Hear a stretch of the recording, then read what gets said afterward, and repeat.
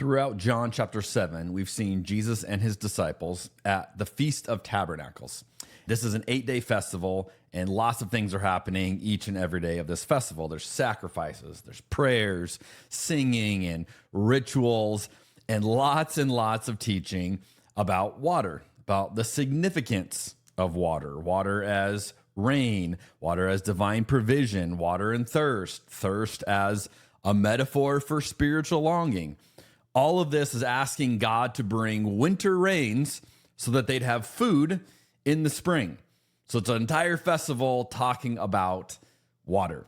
Now, each morning they had a tradition. Each morning the priests would go to the pool of Siloam.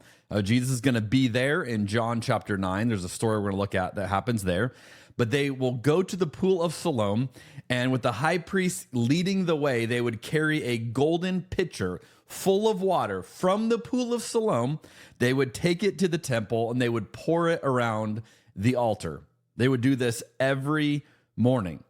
Now, on the very last day of the festival, rather than just doing that whole water transfer one time, they would repeat it 7 times in a row.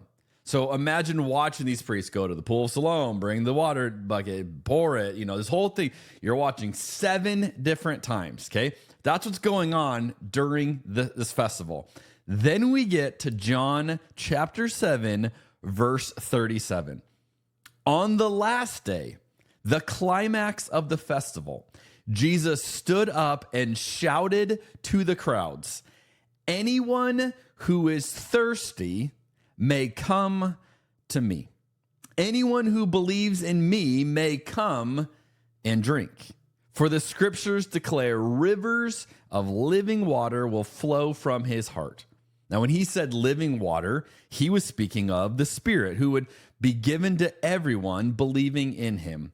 But the Spirit had not yet been given because Jesus had not yet entered into his glory.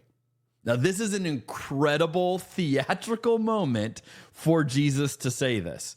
He's making a very obvious claim at his divinity here. I mean, can you imagine being there in this moment? You're watching the priest take this golden pitcher of water from this holy pool to the temple, putting it on the altar, and then in the midst of them dumping this water out, and 8 days of talking about water, Jesus says, "Hey, if you're thirsty, come to me." I mean, you could just imagine everyone's like, you can't say that. Do you have any idea what that sounds like as we're all talking about needing water and going to God to get our water? Then he quotes a passage from the Old Testament, but we're not exactly sure what passage he's quoting. Scholars disagree on what they think Jesus might be referencing here. It's not a direct quotation. Now, some have suggested Ezekiel 47, and personally, I think that one makes a lot of sense.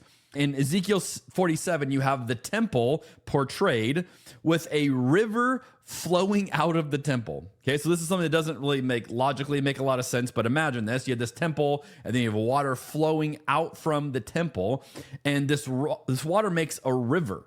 And it's not just an ordinary river either. This river has profound power in everything that it touches. In Ezekiel 47, verse 8 says, "The waters of this stream will make the salty waters of the Dead Sea fresh and pure. There will be swarms of living things wherever the water of this river flows. Fish will abound in the Dead Sea, for its waters will become fresh." Now, I've actually been to the Dead Sea. I have swam in the Dead Sea, and there is nothing quite like it. You literally float because of all the salt and it's a funky, this is not fresh water at all.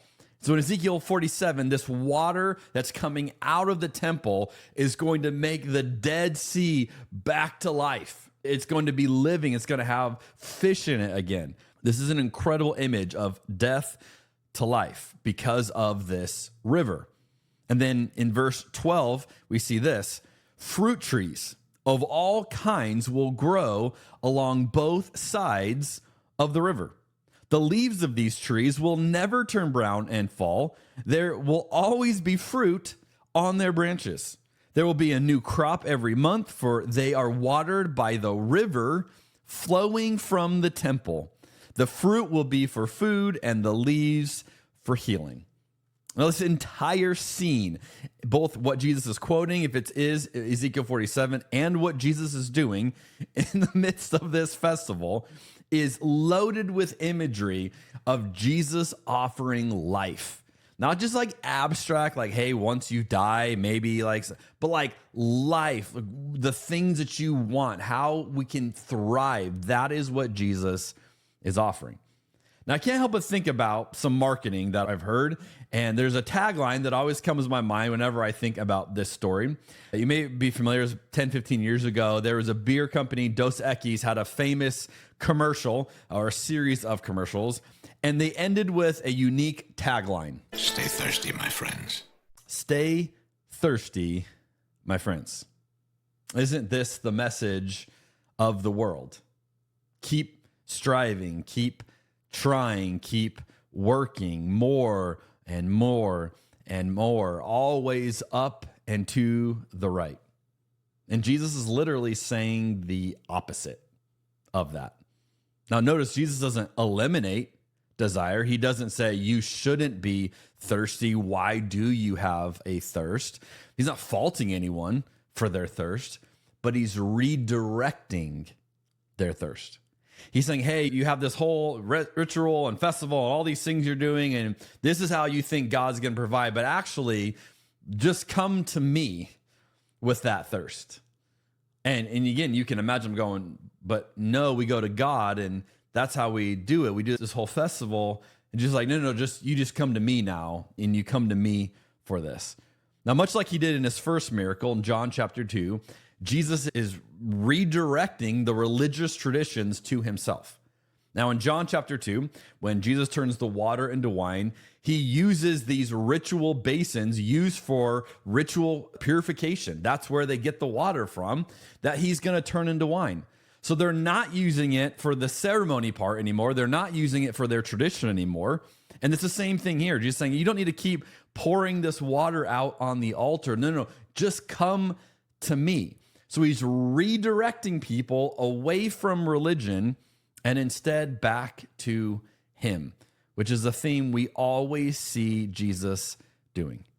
Which means you and I, we don't have to keep chasing these things that don't satisfy us. And some of them can be found in religion. Do this, do less of that, do more of this, do this the right way. And all these things can sound so good, and yet you may have experienced, hey, I'm still thirsty. It doesn't seem to be satisfying. We can try to find our life and our validation in all sorts of places. But if you've tried that and you're realizing it doesn't deliver the way you thought, you have different options. If the things that you're pursuing in your life right now are just making you more thirsty, it's time to try something else. Jesus is offering us something better than that, but we may have to move away from what we've known in order to experience it. I'll see you next week on Rebuilding Faith.